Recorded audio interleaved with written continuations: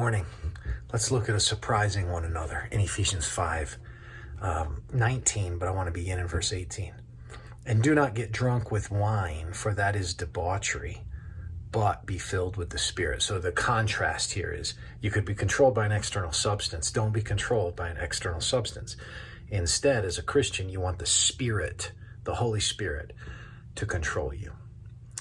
Verse 19, addressing one another in psalms and hymns and spiritual songs, singing and making melody to the Lord with your heart. Addressing one another in psalms and hymns and spiritual songs, singing and making melody to the Lord with your heart. When does this happen? Let me tell you when this happens. When you gather for corporate worship and you are together singing, you are offering to the Lord a sacrifice of praise, the fruit of lips that confess his name. That's what Hebrews 13 tells you and I.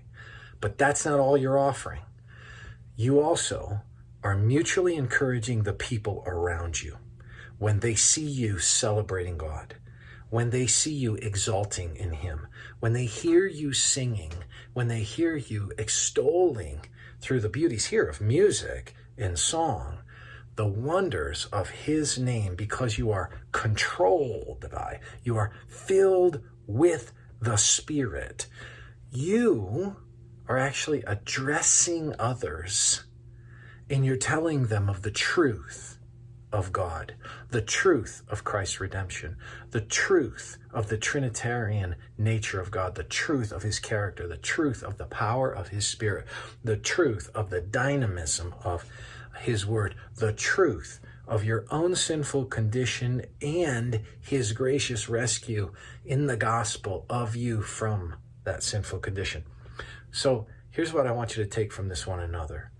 When you are singing and others hear you, you're having a ministry. And it is a ministry of Spirit-filled encouragement where you proclaim true things about God and you call others up into that chorus to join you. And they get a ministry and they're invited into a ministry.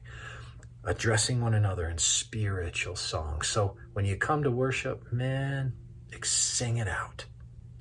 Sing it out because he's glorious and he's worthy of it. But also sing it out because you're encouraging one another by addressing one another in such songs. May the Lord encourage you today.